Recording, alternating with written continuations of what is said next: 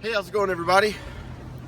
Well, today I have a pretty exciting video that I want to share with you, and it's going to be a review.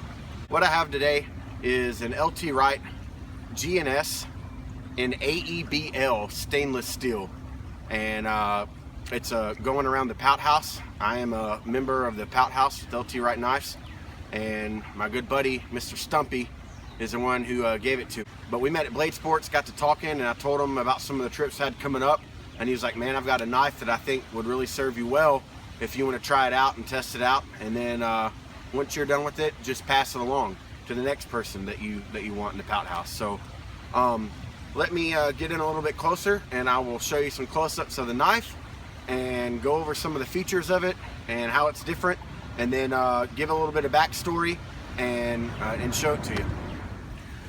All right, so what we have here is the Wright GNS and AEB-L. This is a black leather dangler sheath, and as you can see, it's kind of got a little bit of forming to it. That was a natural thing that happened that I can tell you about. A ferro rod loop that has also been formed a little bit. So here's our standard sheath made by JRE, and then here is the knife. So like I said, this is a, at this time, I now know from the Pout House and a couple of shows that have been happening that this is for sale now. BladeShow is coming up, and I think next weekend. So this will also be there to purchase. But this is the GNS in AEB-L Stainless, and there's a few things that are different about this compared to the other GNSs that you might have seen or used already, and a few of them are the steel that this is made out of. Now, this is a full stainless steel GNS in AEB-L, and I can tell you from using it on a couple of trips now, one of them being pretty intense with my kayak trip on the Buffalo River. For 4 days and 3 nights, this sheath was on my hip with this knife in it the entire time, and it was soaking wet, completely saturated, and never rusted, never corroded or anything. So the steel itself is different than the 01 that you're used to. The other thing that's different is the thickness of the blade itself. This is a 3/32 inch thick steel compared to the 1/8 that you've probably seen before. This thing is a slicer. It will be a razor for you. It's still plenty strong enough. I batoned with this knife. I did split kindling with it, feather sticked with it.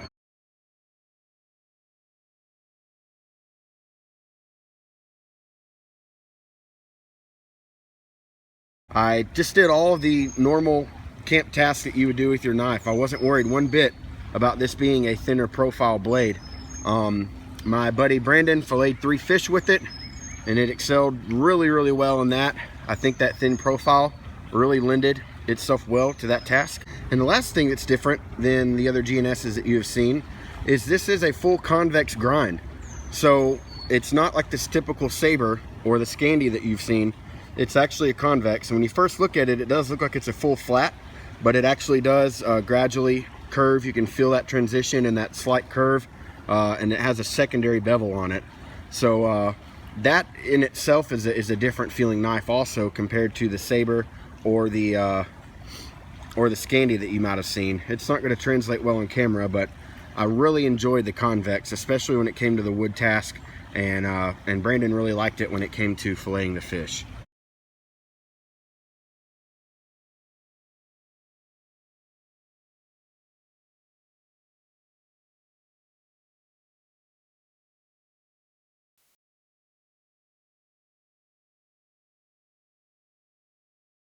All right, so with this being a new steel for me, let's talk about edge retention real quick and what I noticed with the edge retention. So my favorite steel is A2. I'm a big fan of A2. It's got just enough corrosion resistant properties that I don't have to maintain it as much as 01 and constantly scrubbing off rust and spots and patinas and stuff. But A2 isn't as hard of a steel, I believe, as a stainless. It doesn't have the chromium levels. Don't quote me on that. But with this knife in particular, the edge retention. Now, with it being a convex grind, you are having a little bit of extra security when it comes to your edge retention, especially when it comes to processing wood, because the second that this bites into the wood, once it gets past that first grind right here, this secondary bevel, it hits the sides much like a Scandi and will actually split wood pretty well. It's similar to like what your axe does. Most of your axes are a convex, where it starts at a really razor point and then it gets bigger, and so when it hits the wood, it splits it, and your edge is not being compromised as it's going through the wood. So in that aspect, it being a harder steel with a stainless and AEB-L, from what I noticed, and the grind, it's a perfect combination if you're looking for that kind of property. I've used a couple of other knives that have a convex grind, and theirs is so gradual. Like I said, it's almost like your flat grind, so it really is a slicer. As far as the properties of the steel itself and it holding an edge, it's unreal. I honed this once with a really fine ceramic rod, one of those Lansky dog bones that I just kept in my kit, and I probably did 3 to 4 passes on each side before it was back to being sharp enough for me and what I like in my knives. And yeah, and that was it. And that was after the kayak trip. So the whole time during the kayak trip, this thing held its edge with that sand and that grit washing in and out of this sheath, and then using it to fillet those fish. It was really impressive. So the properties of the stainless do, I think, help retain its edge, and it honed up really quick too. It wasn't a lot of work like what you would expect most stainless steel knives to be, as far as using a fine ceramic rod, or I never used a leather strop on it, but I just know if I want to put a quick edge on something, that little Lansky dog bone is something I really enjoy. It does have a really sharp 90-degree edge fine on it, and with it being a thinner knife, man, it will just rake pieces of that material off your ferro rod. All right, so now that I gave you a quick rundown of the differences between this GNS and the ones you might have seen, like I said, this is available for purchase now, and they actually are offering different materials. This is just a plain black matte finish micarta, but they're offering different material handles now, colors, and then you can get scales. And like I said, BladeShow coming up here in the next weekend or two. They will have these there in the AEB-L. So the backstory on this, like I said, I was at Blade Sports competition, went and met the LT Wright guys, and watched them compete both days. Just had just an amazing time. Got to introduce them to Texas barbecue and whatnot. And while I was there, I was talking to Stumpy, one of the other Pout House members, and was telling him about my kayak trip coming up. And he happened to have this knife with him, and had been using it and told me about it, and wanted to pass it along to me for me to put it through the paces. So I've had it now for a couple of months, and excuse me, and it's just performed excellently. I've not had to do any cleaning on it. It did not rust, it did not corrode, it did not tarnish or anything. You can tell that there's a little bit of